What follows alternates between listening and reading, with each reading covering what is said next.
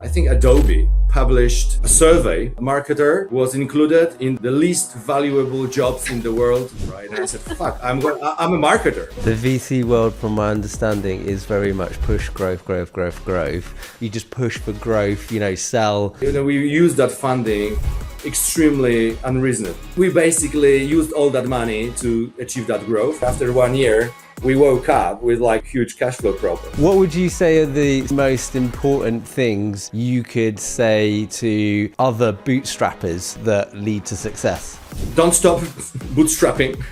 So today SaaS has totally, because of AI, has changed totally, and I think that bootstrapping has become, the main mode. Founders fantasize about the PE check. What's the reality that they don't see?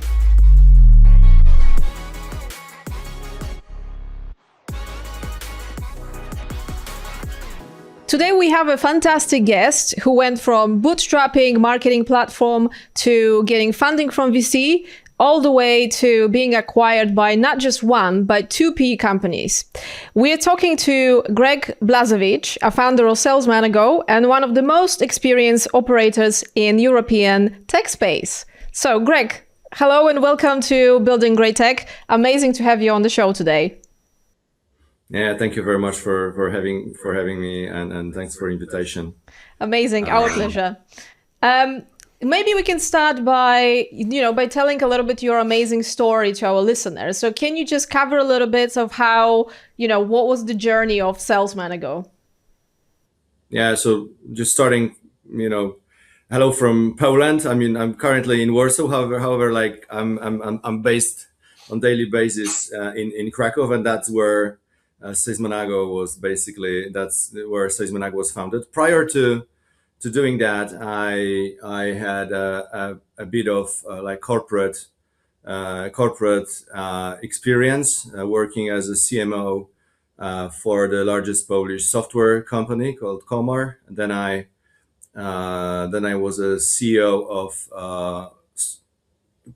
internet portal Interia that was quoted on the Warsaw Stock Exchange. And after this kind of sort of entry point, I decided to basically go on my own. And I think that the previous experience I had with marketing space was hugely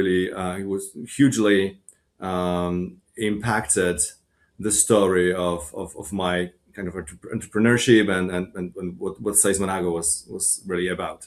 Amazing. And can you tell us a little bit, for those who don't know what SALESmanago does, can you tell us in a nutshell what the platform actually is for and for whom?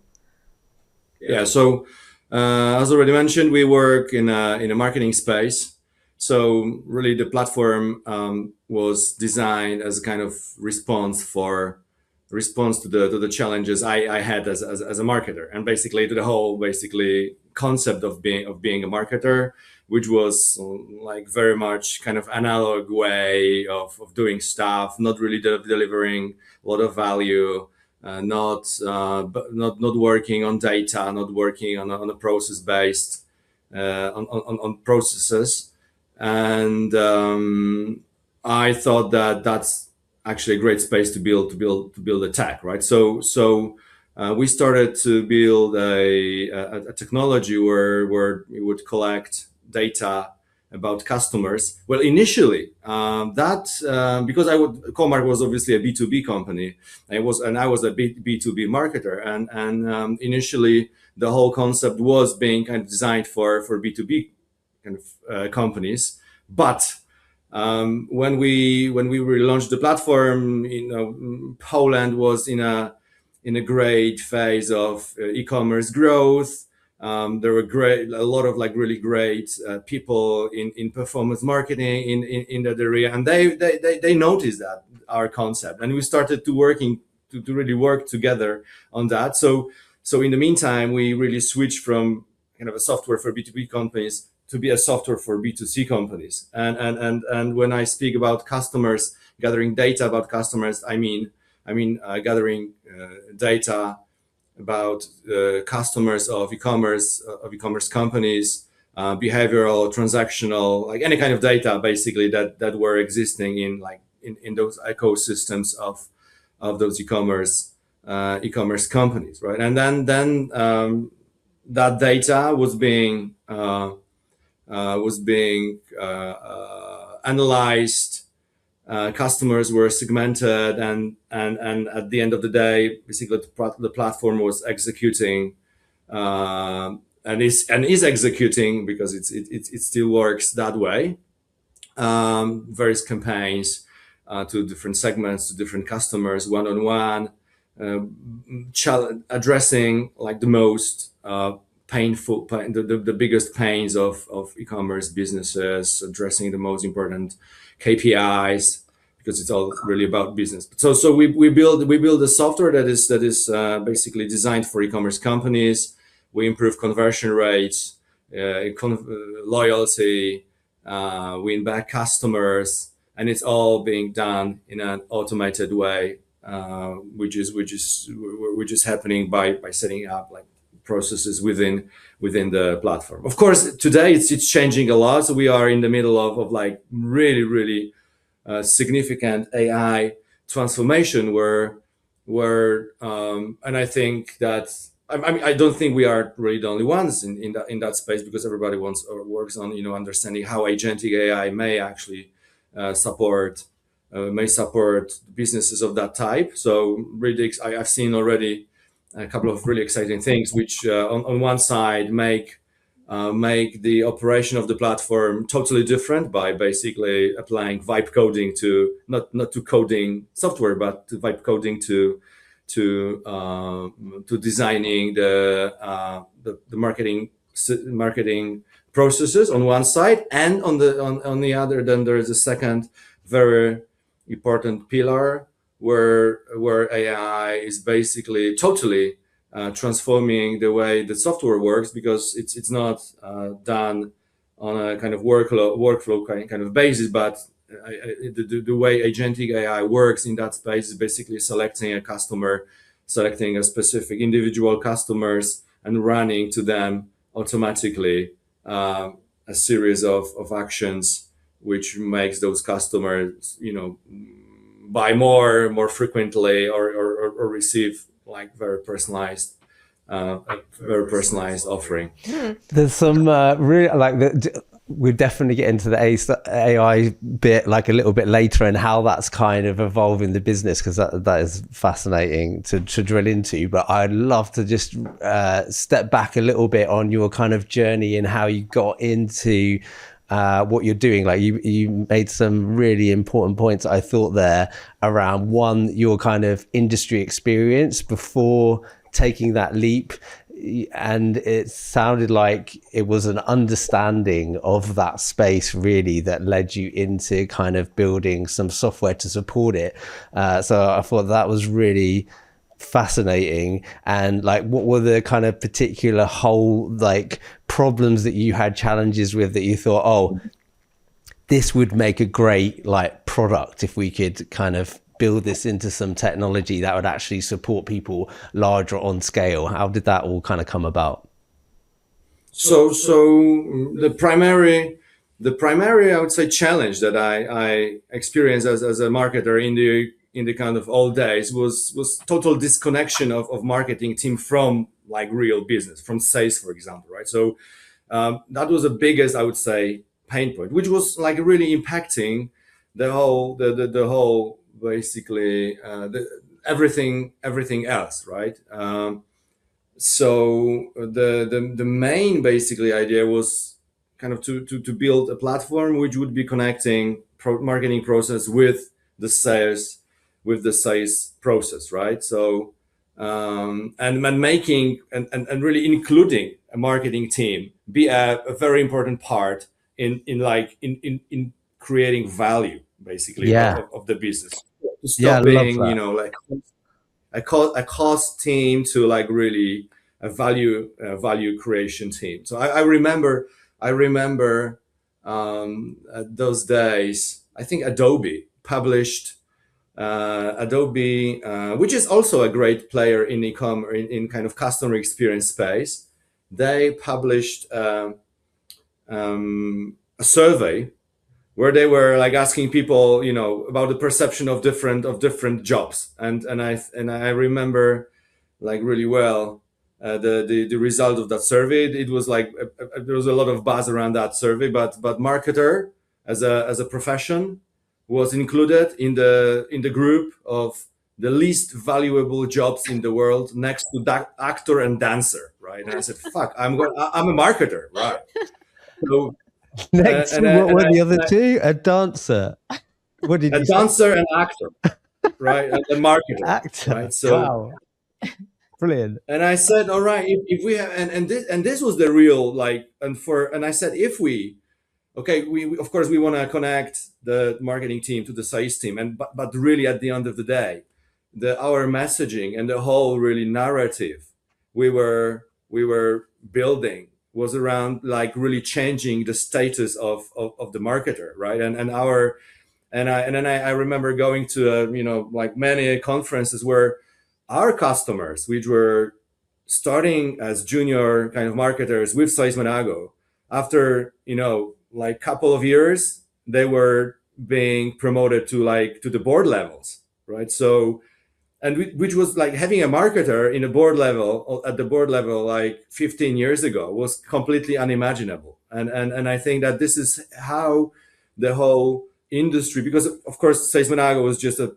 part of that big wave we were creating. Of course, we were not really driving on it. It's an important kind of difference. We were not sort of riding the wave. I think we were creating that wave that was really, at the end of the day, changing really the status of a CMO to like a super important player in a company, in each company landscape. Of course, the more data you have, this company has, the more personalization it needs. That creates the bigger opportunity for a marketer to capture, right? So yeah, I love that. So you took a real world kind of pain of actually someone external, like a big credited company, says you have zero value, or the value equivalent to theirs of a dancer and an actor, which I'm not sure is completely true.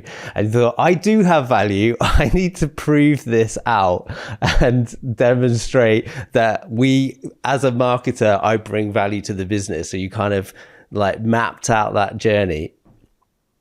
Exactly.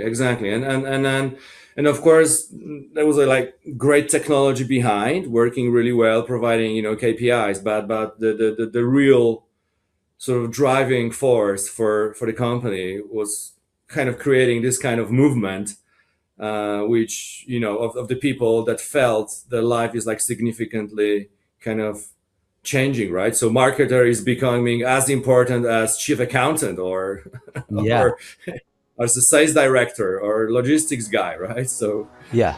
Hey guys, we're really hoping that you're enjoying this episode so far. And if you are, please like, subscribe, and follow. And if you really want to know more about who we are and what we do, go to buildinggreattech.com. Now let's go back to the episode. I love that. And then also a couple of other points that you mentioned. You were originally going B2B.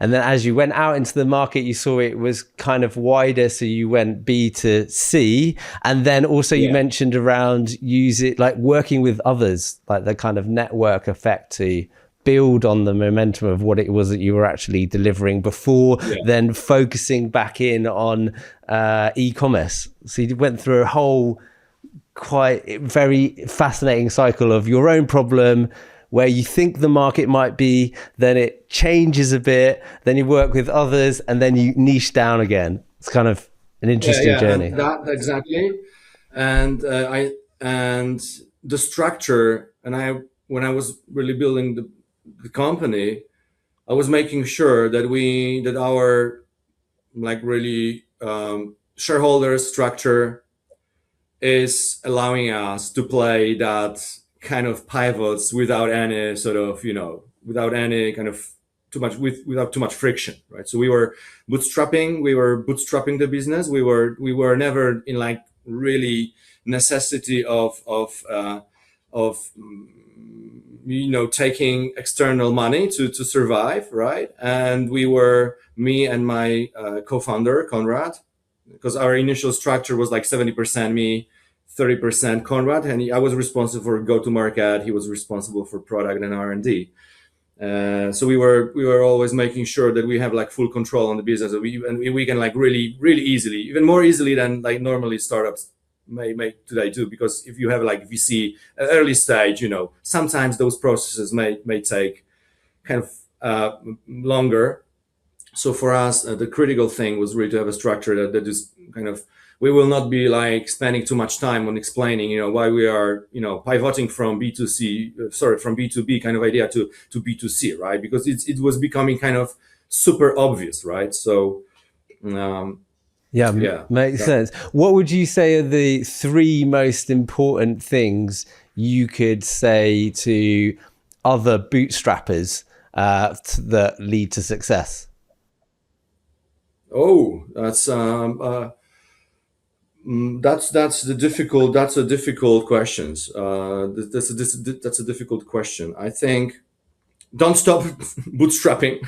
So I think especially in SaaS today, I think, and with the AI, I think the AI will be coming here like earlier than you think. But in my view, today SaaS has totally, because of AI, has changed totally, and I think that bootstrapping has become, I think, the main mode. And I don't think you will find like investors like wishing to spend like millions on creating like SaaS business, right? So on creating software, right? Because you may do it at the completely different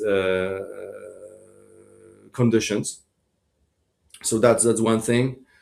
Of course, depending on the second thing is of course the risking, right? Of course, you are a founder, you're an entrepreneur, you want to, we are all entrepreneurs are built for success. And of course we are setting up like an unimaginable kind of objective that objective in terms of like building something, creating some value, but then of course earning money. And I think that at the bootstrapping mode, right, where you reinvest a lot of money into the growth, because that's either you grow or you basically die, I think, in SaaS, especially MarTech space. So I think the risk, the second advice would be really the risk wisely. So for us, the rounds were really about the risking, our time spent on the business, our kind of devotion of our health and life to that. So the financing round, we're always including a significant portions of cash outs, right, for founders. And third, let's basically stop at 2. Okay, right. Yeah. Brilliant. I wanted to ask you, because you said you were bootstrapping for a bit. When was the time that you guys started thinking about the VC funding? So we had like 3 rounds. First was angel round, the second was VC, and then the third PE. Mm-hmm. So the VC round was actually made where we from like, I remember those early discussions with the angel, kind of very small. We were very small. We had a lot of like there was a lot of interest about around the company in Poland, and we were meeting, a couple of like VCs, and when they were asking us what are our plans, when we plan to kind of, go to the US, move to the Silicon Valley. So we were like, come on, guys, we're not really interested in that. We are kind of lazy. We think that Poland is giving us a lot of like enough potential to build like significant business, right? And a lot of those funds, those VCs were thinking we are just not ambitious enough. Oh, really? Just completely new. Yeah. These were the comments. But because we really believe that our space, and I think this is a challenge for a lot of like Polish software companies. Polish market is just big enough to build like quite nice mid-sized company, right? So it's hard, like paradoxically, it's hard to scale from a country like Poland with like 40 million, 40 million population. It's harder to scale than to scale for a company from Estonia, right? Because they need to think like global from the start. For us, you can build quite nice business, keep full ownership, keep full control, right? And have like, I don't know, 20 million euro ARR, right? Mm. But it really, after 5 years, it became clear. It became very clear that there is like huge potential in Europe. We started to slowly play that game, and then we said, okay, I mean, let's take. It's like, the moment we had an angel, you think you become aware that at some stage you will have to sell that business, right? So there will be an end game, right? So then we uh, made this decision about international go to market, and that was the moment we realized, okay, so we will have like less control in the business than we thought, but the company will be bigger, and of course we are the risking. So that was like the second very important, say, uh, um, this the point in the history of the business. But then honestly, we did that funding, extremely, we used that funding extremely unreasonably, right? So we kind of, we had a very strange, we mean strange, we made some kind of a bet with the VC fund.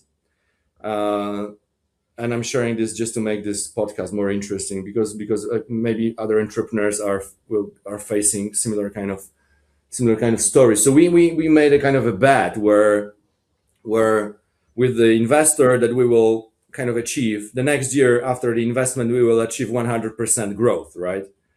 And we basically used all that money to achieve that growth, which we achieved that growth, right?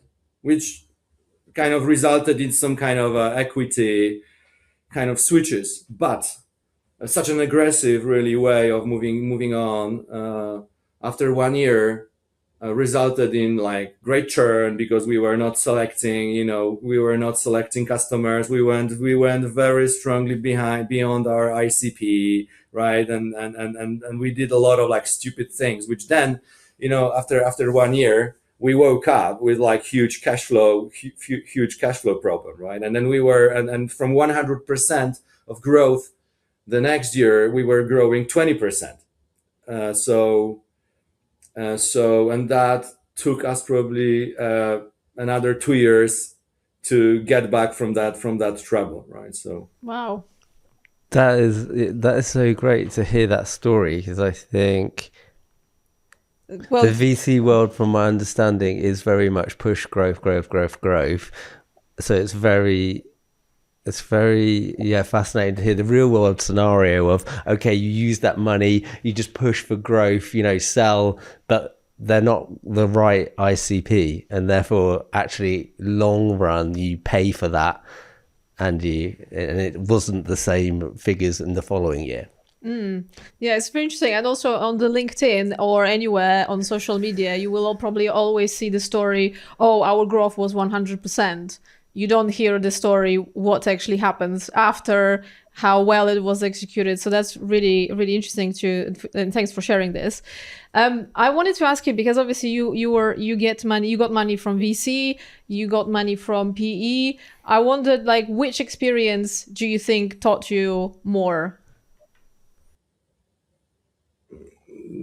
Well, I think each was like significant experience. But I think, of course, from my like really entrepreneur sort of founder perspective, of course, PE coming in and taking, basically buying like 100% of the company, and then I became like a shareholder of 10%. After 2 years, I stopped being a CEO in my own company. We're hiring, a CEO, and and really complete like redesign of life was of course like much more sort of that was much more significant and had much more impact on my really thinking and how my really like daily life looks like. So. And how did it work for you in terms of how did it feel to be sort of replaced by a different CEO in your own company? How did that sort of play out? So I was like very much relieved because and I will tell you why. I think my character, my way of running business, and my taking decisions. I think I personally maybe was not able to manage that situation really well. I think private equities require more kind of playbook like sort of behaviors, management, decision making, and so on. Right? I'm kind of crazy guy where I was sort of a little bit lost with the whole kind of infrastructure that appeared with the private equities. And of course, I fully understand that's something you is super necessary if you think of scaling the company from 20 to 50 or 100 million, right? That you basically need to build that way. So I took the company to 20 million ARR in like super in a bit different kind of management mode than you take the company from 20 to 100. So I as I said, I felt like super happy that there is a professional that will be able to manage the infrastructure of private equities, reporting, operating partners, C-level, a bunch of C-level people hired to the business and so on, right? So I feel basically I'm not this kind of I feel I'm not this kind of guy, right? To run this kind of I prefer working in a bit different environments. And how long? Like, what was the trajectory in terms of time? So you founded the company yourself, you get angel investment, you get a VC, and then PE happens. How long had you been giving birth to this project before the private equity come in? So it was like the angel funding was happened like 3 years after we. It was funding. We sold basically part of the business. It was 2014, then 2016 VC, and 2021. I think so. The VC basically invested for and like after like 5 years, which is a typical investment period for a VC. Basically, we decided to we came out of trouble, that I was describing after this funding. And then we were of course like super lucky because COVID came, all this e-commerce kind of e-commerce hype became impacting very positively our revenues, and in 2021 we basically end of 2021 we sold business, right? Okay. And so like founders fantasize about the PE check. What's the reality that they don't see?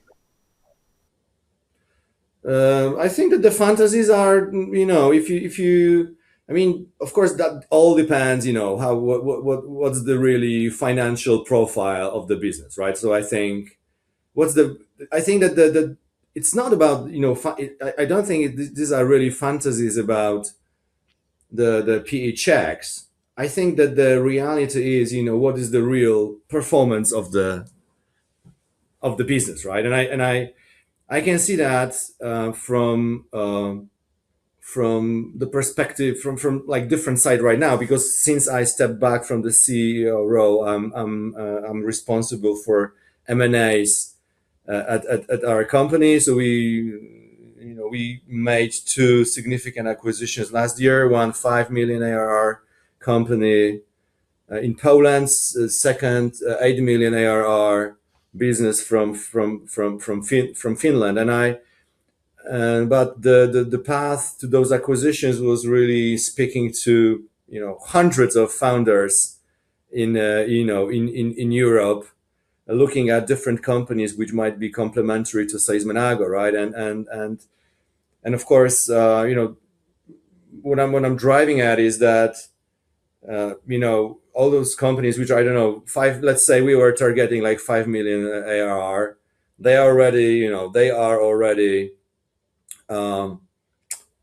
covered by some advisory companies, by some investment boutiques which write all those those DAX investment kind of memorandums and so on, right? And what I think that all this looks, at first, steps, that looks like super nice, right? But then when you start to analyze all those businesses, look at the real data, retention rates, churn rates, right? It's always like, that then you become aware, like immediately aware, that closing any kind of deal will require like a lot of compromise and a lot of like really thinking how to crunch a deal. So and I think that is really impacting, and then at the end of the day, what private equity may really pay for, right? So that's one thing. Second thing is, like many founders think that it's just like there are a few deals which really result in like pure cash outs. Private equities, they expect some kind of involvement, they expect some kind of earnout, some kind of sort of de-risking that it's always making those deals kind of win-win, right? So win-win, which means neither side is achieving like 100% what they wanted to achieve.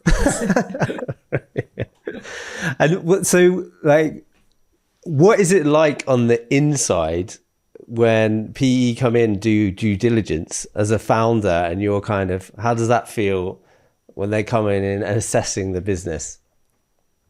It's having a confession sounds like a piece of cake, right? So suddenly you really open up. You need to speak, with you suddenly start to talk about all the challenges you really think are challenges, and I think that making those guys aware of what the real problems are, where it is, how maybe looking for different solutions, that was kind of quite interesting part of that process. Okay, so that's interesting. You just stand up probably like almost naked, right? Brilliant. So you did you approach private equity, or private equity approach you? How did that work? So in our case, that was a pretty much structured process.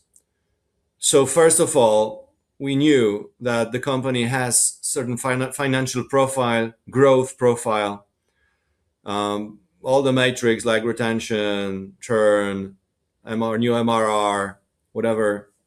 We thought that looks quite well to achieve good valuations, right? So to achieve like ambitious valuation. So and then we decided to run the process. So first we ran the process for choosing a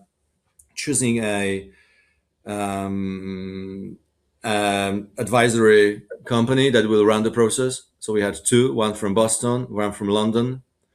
We went for that from London. I must say that name. It's GP Bullhound. It's kind of mid-size, super nice company, which is running a lot of exciting processes in Europe. So um, uh, it was funny because when we were making a decision whether to take that Boston business or that London GP Bullhound company, what we had on the table was like really different approaches to running this process. The Boston company was like very much, I would say, Excel profile. Let's build like ideal Excel profile. Let's find exciting segments in your business, like cohorts which are growing 10 times more than the average business. Let's focus on that, and let's build like all those narratives around this. And when I was asking GP Bullhound how they gonna maximize the valuation, they said, well guys, we will make the process competitive. So and we love that kind of, we love, because we are mentally, I'm super kind of sales kind of oriented person, and I love this approach of GP Bullhunt. And but also it's important to mention that this was not like super easy, because we this process had like really two phases. First phase was they brought like a list of PEs. It took us a year to go through that PEs. We had a couple of interested parties. One, we were even very close to signing a deal with one of those funds, but this didn't work, right? So we went through all that list, and then we, after a year, we were kind of, hey, we are not selling the business. But they didn't step out. We sat down, analyzed what was happening. So and then we actually really built another list of PEs, which was already, the list was addressing very well what we knew about the whole market, current situation, what potentially might be an ideal private equity partner for us. And I think in probably after like relaunch, we waited like 2 months, and then we relaunched the process. And I think that we had 5 offers in 1 month, basically. Wow. Like super. So I think that's probably the first phase was attacking too ambitious, too high profile, like tier one kind of PEs, which were, I think those big PEs with really big money. They are like, they do a lot of businesses. They play like really low valuations. They want to acquire quickly. This kind of mode, right? So we were not really feeling comfortable with that kind of, and then we like then the second round was really about having private equities which understand the business. They really feel it's worth a lot, and we can build even more value together, right? Oh, that's interesting. How did you end up actually being with 2 PE firms rather than just one? And it's a story. I would say it's an anecdotal story, very much, because those two funds were they made offers in this initial phase, like separately. Then one step back, the other stayed, and then they met somewhere, and then decided basically to work together. So it's like small London kind of story. Okay. And so how difficult then, because you covered how it was with due diligence, how it was selecting of the PE process, but then if you have 2 PE, how does the value creation and playbook works then in the obviously, because they come in to want to make the changes, who decides what's done if you have 2 drivers? Well, so of course, private equities, they stand kind of behind, right? And then we together as a group, we were choosing, a chairman, some operating partners, and that's kind of supervisory board was really sort of responsible for kind of helping the company. Okay, so they didn't have like contradicting value creation plans. No, absolutely. The whole plan for the company was being built like together with us, with me, and so on, right? So Yeah, that's cool. And then just going back on the how you made the selection and the two different phases of companies that approached you, because you said one was Excel approach. They were looking at the cohorts and figuring the markets that they could go after. I thought that didn't sound too bad. And then the second was around, we'll make it look competitive. I'm interested to hear that actually the difference between those two.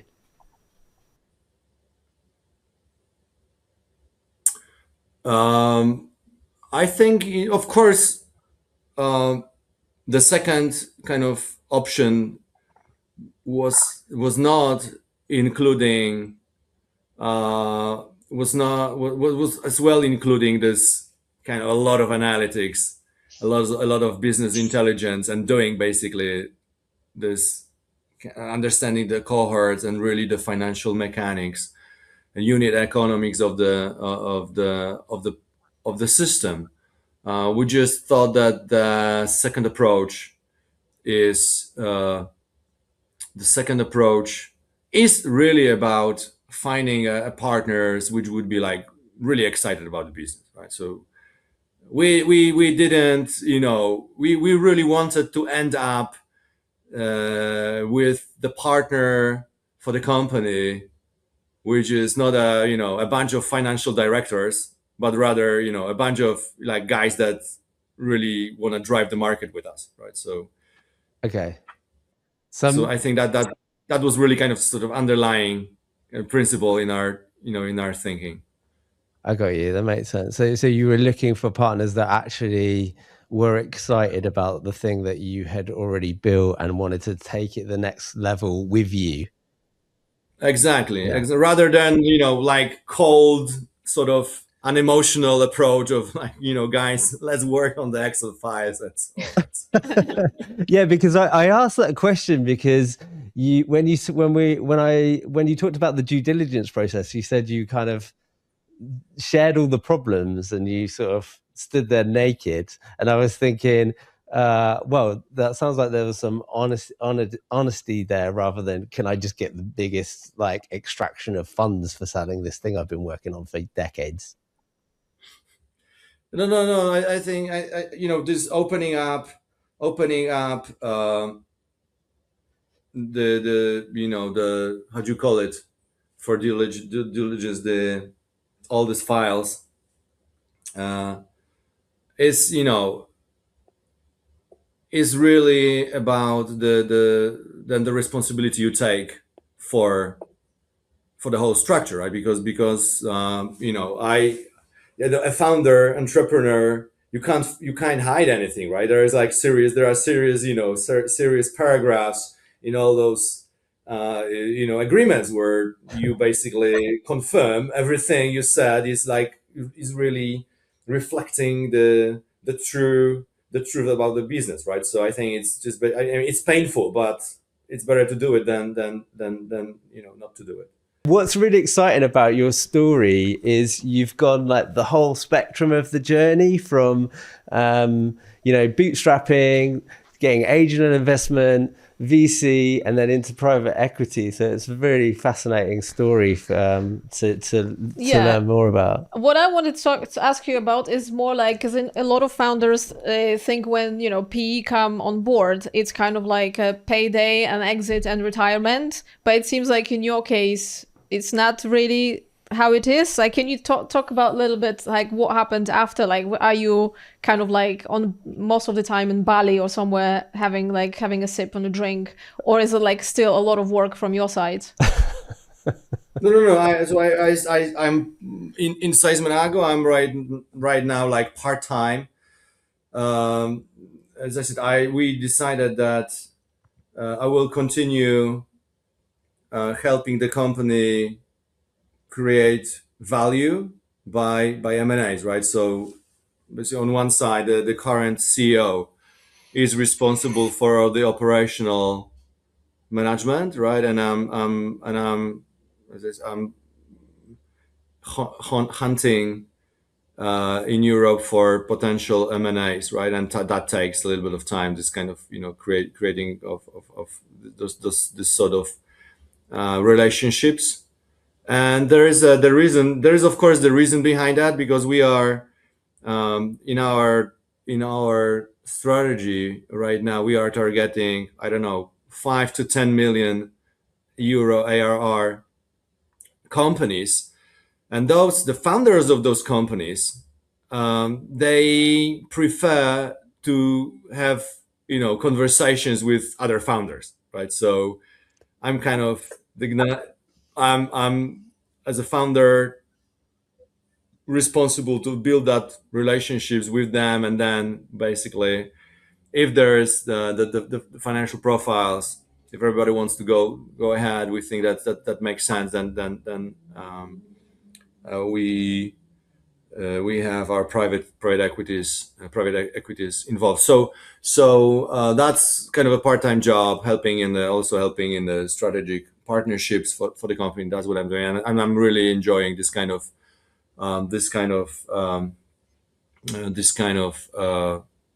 involvement here, right? And I'm slowly in this kind of, and the rest of the time, as I said, I'm really far from retirement, right? And I completely, I think I can. I'm enjoying a lot from being like involved in the tech space, really giving back some way to other entrepreneurs, which I'm supporting just as a advisor, and like just getting nothing for that, but sometimes also investing in some businesses some money, and like really helping drive other startups. Of course, I do enjoy like having totally unstructured kind of day and life, and with like more time for myself. But going to Bali, well, let's don't talk about Bali, because I heard some crazy things are happening there. Oh, is it? What crazy things? What kind of thing? I don't. Let's leave it after podcast. Okay. Awesome. Greg, I really wanted to ask you, because you mentioned a little bit at the start that you guys are introducing now AI. Obviously, everybody's working with AI. How do you see your AI is changing your platform at the moment? Yes, that's super. This is a really exciting space. Of course, you see, like everybody sees what's happening on the side of valuations of AI. Of valuations of SaaS businesses, right? They dramatically basically changed. They went down, and I think that of course that is following the whole kind of hype around AI, that this suddenly everybody will be capable of replacing any kind of tool with some homemade tool created in Lovable or cloud AI or whatever, right? So I think this is true. This is true to some extent, only in some verticals of like very small, maybe simple solutions, right? But when I see the valuation of SaaS, I think it's just a hype, and I'm sure that those companies, by the way, have absolutely great results, right? When you see Klaviyo, when you see Braze, Shopify, the results are like crazy. They are as good as never before, right? But people are kind of afraid AI will basically swipe them out. When I look from the perspective of the platform of our type, I think everybody should be aware that for such a platform to really to run, you need to really to launch within an online store. You need to do a lot of like heavy lifting. First heavy lifting is integration with an e-com platform. So just looking at the integration space, right? It's super hard to imagine that suddenly AI will, like, like any kind of developer at online store, we will create this kind of infrastructure. It's just too complex, right? It's super kind of back end advanced, requiring many different kind of conditions to be fulfilled to work properly. The same with the execution channels, right? So then at the end of at the end of the process, you have email, you have direct channels of contact with the customer: email, WhatsApp, SMS, web push, website, social media, advertising networks, call centers, and so on, right? Mobile apps. Again, this is the having that run requires a lot of like work, which which you can't do basically on sort of like homemade home or kind of DIY kind of mode. So I'm a true believer that what the market is not really seeing how hard work is being done, and all those players currently to deploy the AI to really make those platforms work more efficiently in terms of how you operate them and how you execute campaigns. And I think that actually this space is, I don't know, maybe this is just another luck for me and for SALESmanago, because I think we were telling a lot of things about the process, but also it's important to say that over this 15 years of story, we had enormous luck, basically, right? So and of course we were making good decisions, maybe more good decisions than bad decisions, but then there were a lot of like very positive coincidences that made all this story possible, right? Which don't make us kind of geniuses, or we were just lucky, right?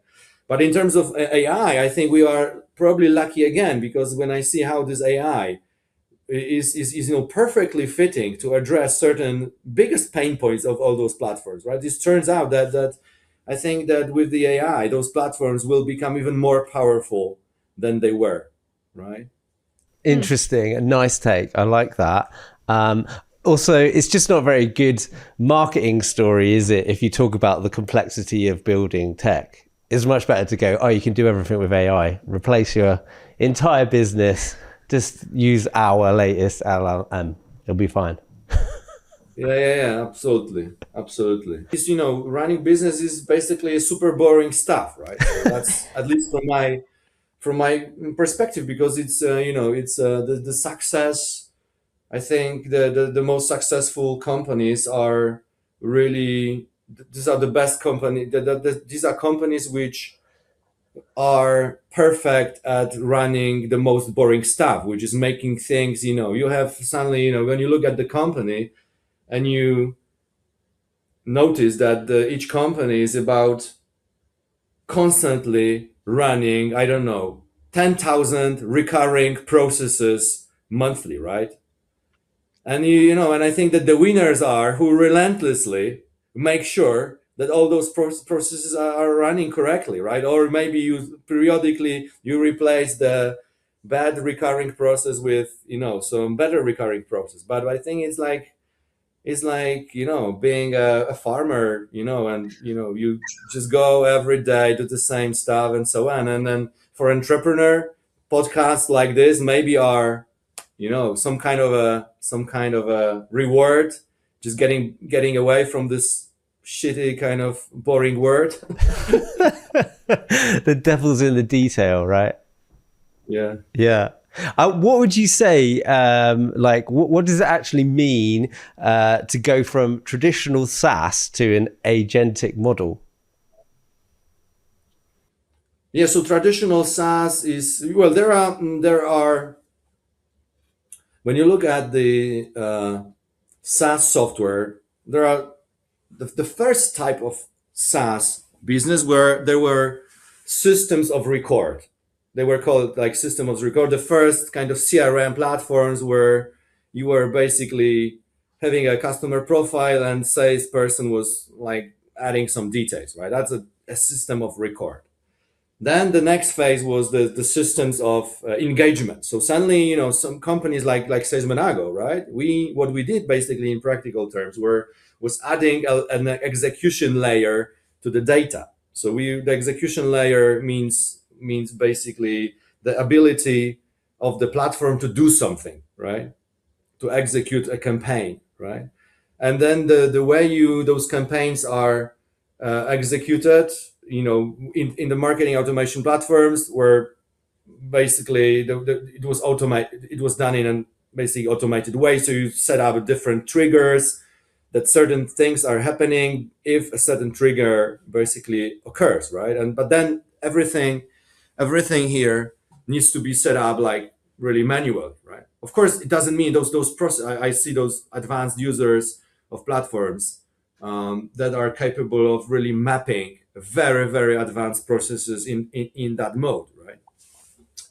And now with the agentic mode, you basically and apply an agent where you don't set up any kind of process, any kind of trigger. You set a goal.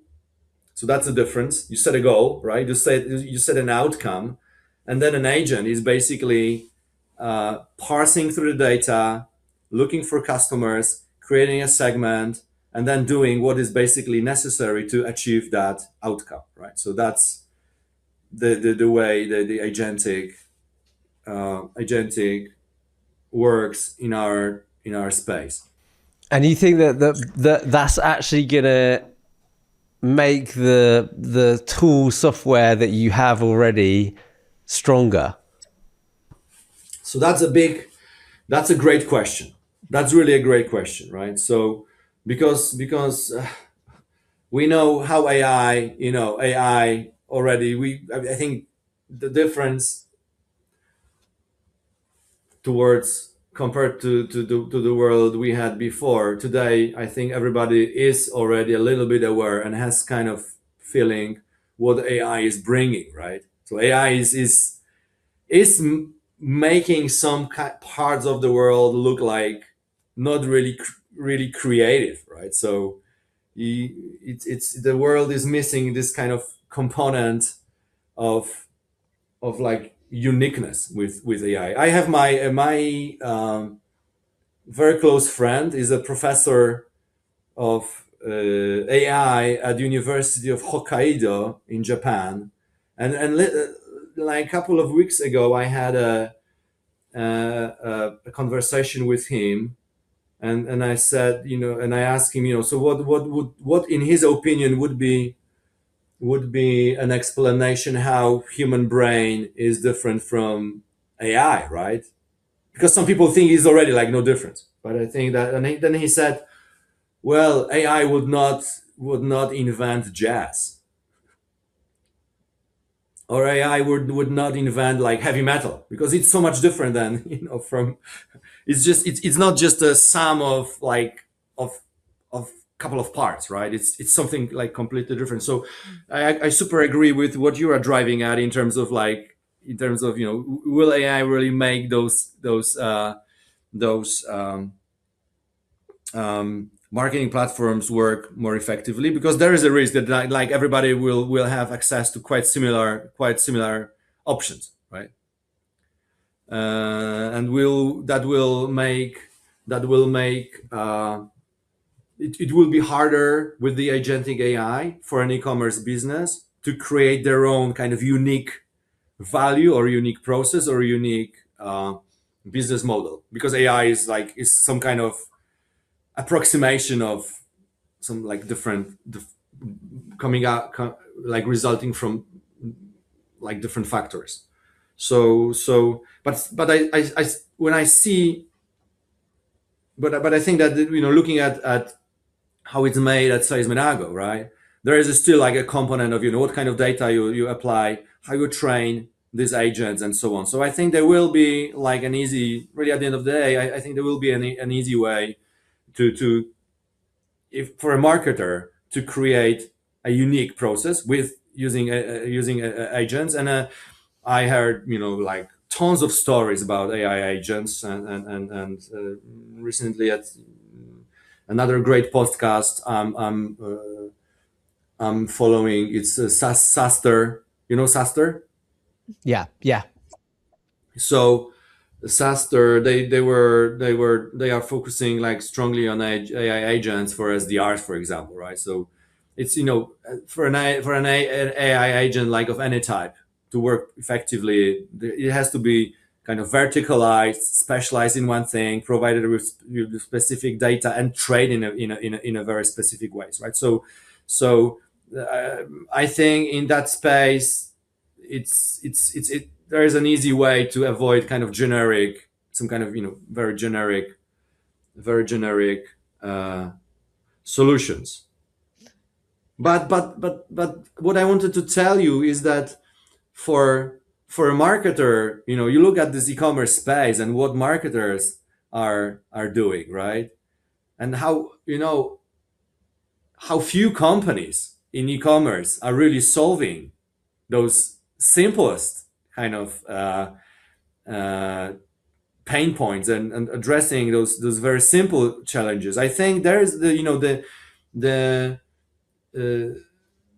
because of agentic capabilities of those platforms, I think that pure like abandoned cart recovery will become like much more basically accessible to anybody, right? So of course the big e-commerce players, they have different challenges, they have like super complex problems, but I think with the AI, what really agentic AI will deliver is like super simple way of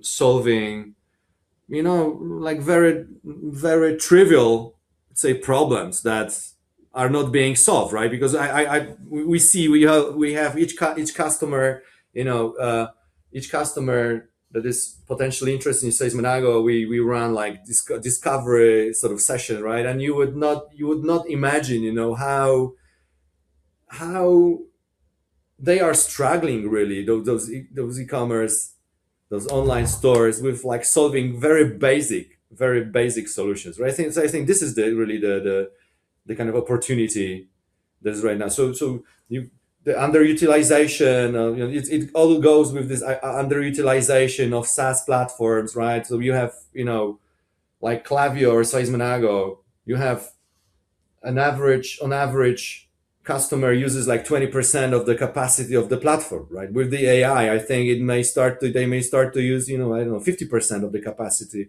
of the platform, because it will be like super easy to integrate. You don't need to like hire any additional resources and so on, right? Yeah, really interesting. Yeah, it's interesting, especially that story with the professor and saying AI would not invent anything sort of very different. That's really a great analogy with the jazz. Like with all the noise and hype around AI and it replacing business teams and departments, what would your advice be for students that are currently studying marketing? I was not studying marketing, so I don't know really how that feels.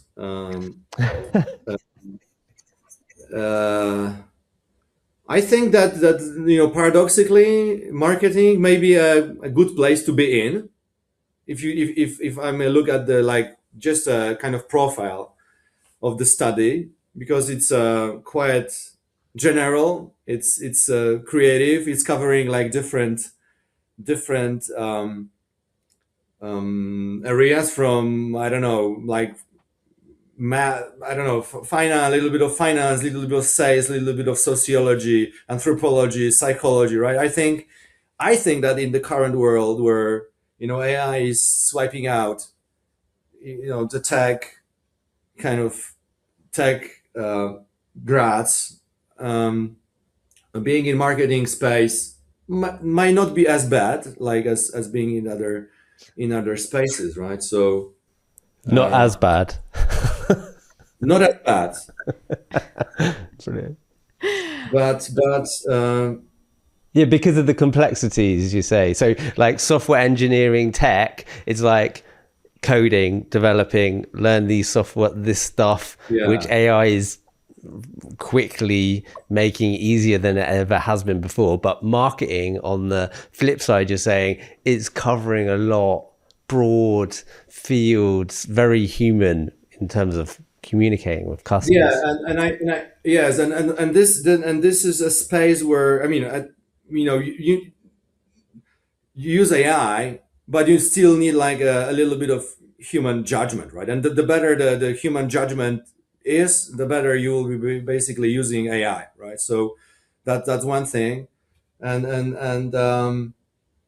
so you need to have some critical sort of apparatus to say, okay, this is good, this is not good, I will take this, I will not take this, and it's really about like operating the AI. And the second thing is, and having this kind of I would say wider approach, critical thinking capacity will also, really, I think this will fit very well to what kind of opportunity AI is creating. So it's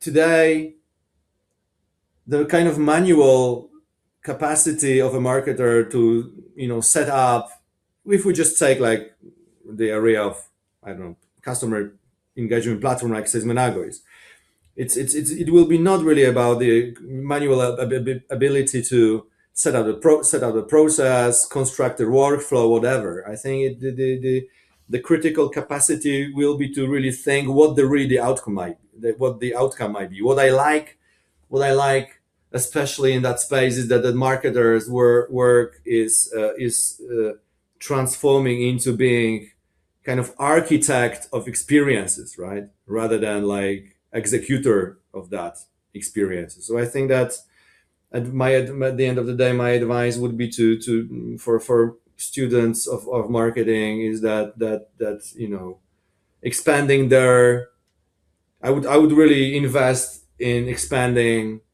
some kind of, expanding like general knowledge, right, to be as critical as much as they can towards what AI is kind of really producing, right?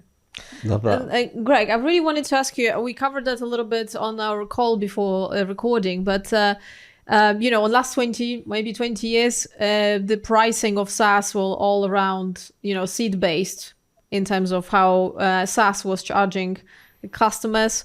How is that now changing with AI? Because obviously one of the reasons of the SaaS apocalypse is not only that, okay, people can rewrite the whole platform in the weekend, but also people will stop using on seat basis SaaS platforms.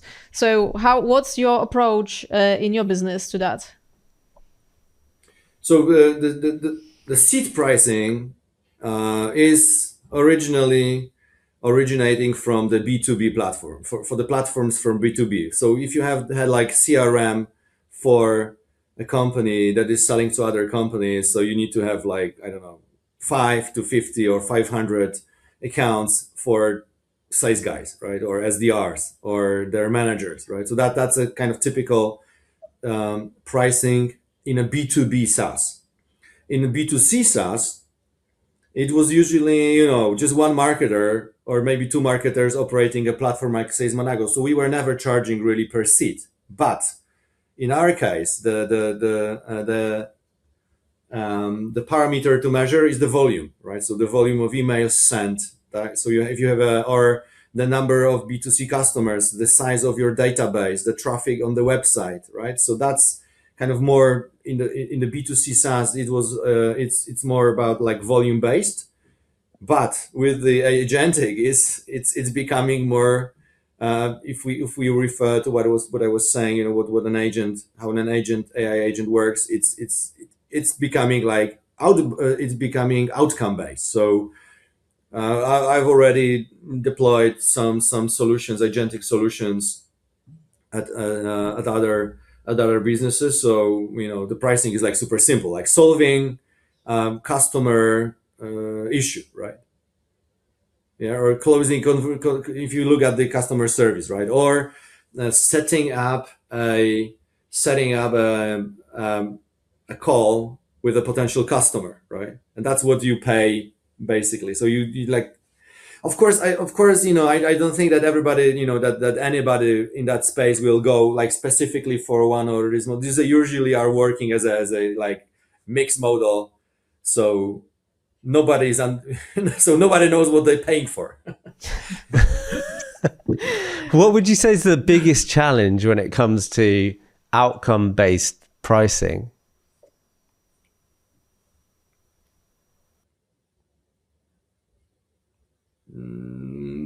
My I think that that it's I think it's quite similar to other like really performance based models, because of course performance based models are pretty known, right? And I was using hundreds of times and different companies for like generating sales opportunities, right? And of course you may said, okay, the you may set the kind of the reward, the the pay, the amount you pay for the qualified lead, for example, right? But then the quality is always like means something different. So I think they will. I don't think that this will suddenly solve those kind of issues, like what's really the quality of that outcome. I think that you need to have like smart people to really just define that probably per process. Yeah.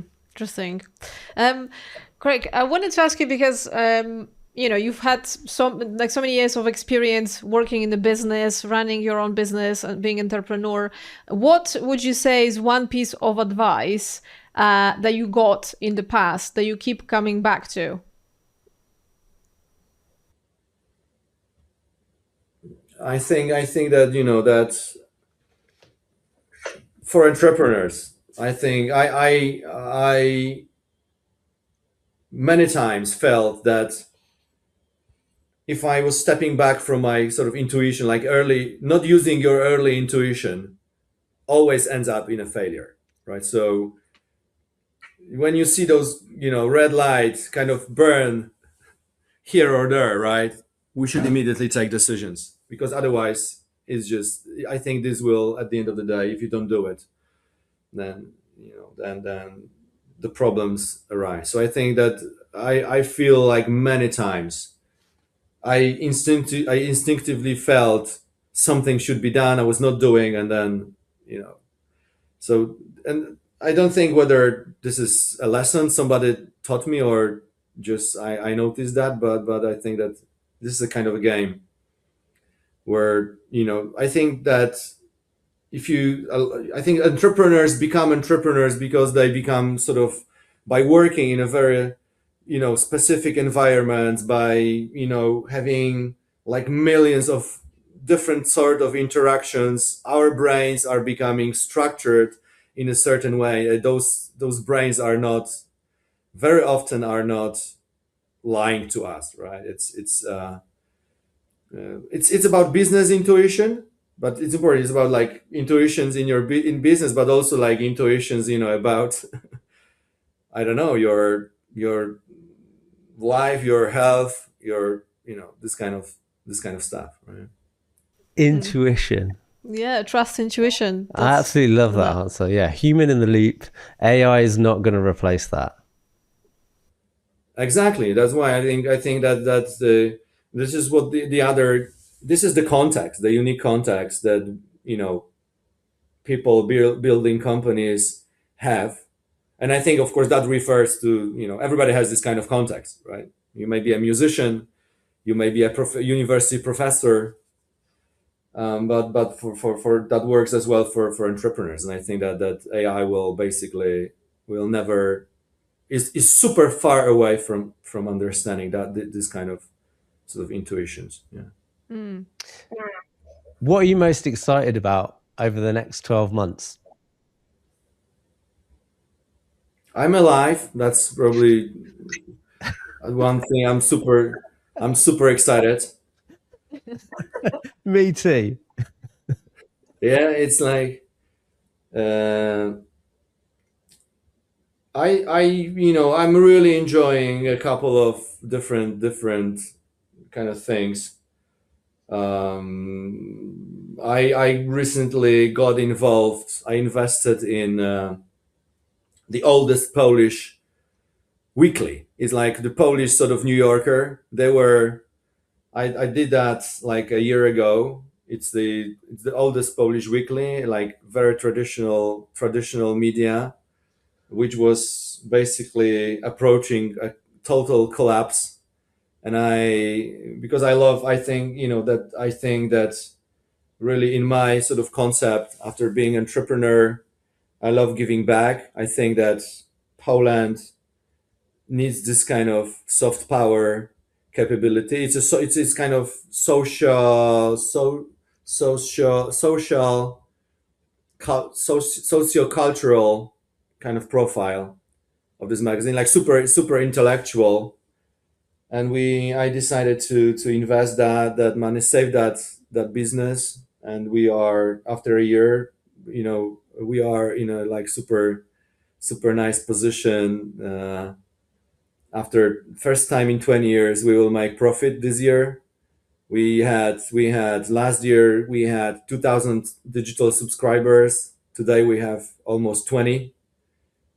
So that's Amazing. growing like super, like, yeah, it's growing like super fast, and I'm happy, honestly, that I can give back and contribute to Polish sort of culture in that way. That's what's really super. That's driving me. That's really great. I absolutely love that. And I think that that's something like a true gift that technology has, the ability to give back to things that maybe aren't like necessarily what tech is traditionally used for. But you have to be in a position where you're comfortable enough to possibly take a loss in order to get to that bit. So it's amazing that you've done that and are supporting with that. I love that story.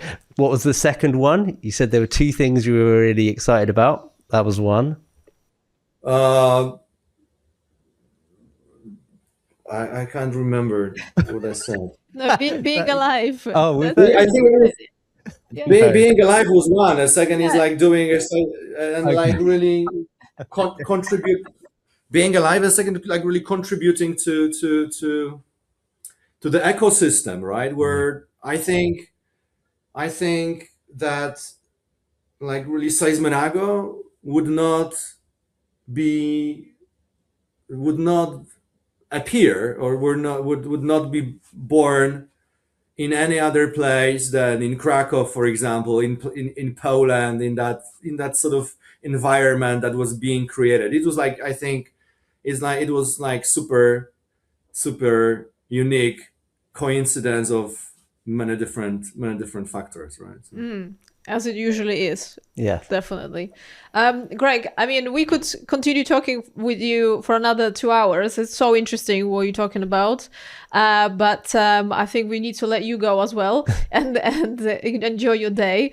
I wanted to say it was really interesting, fascinating. So thank you so much for being a guest on our podcast. I'm sure the listeners will appreciate your story and how open you are about, ups and downs of building really successful business. So thank you so much. Also, sorry, before we stop, if somebody wanted to reach out to you and find you, what was the best way? I think just use LinkedIn. And then be absolutely open about chatting and about anything you want, guys. Awesome. Amazing. Well, thanks so much, and until next time. Yeah, thank you. Thank you.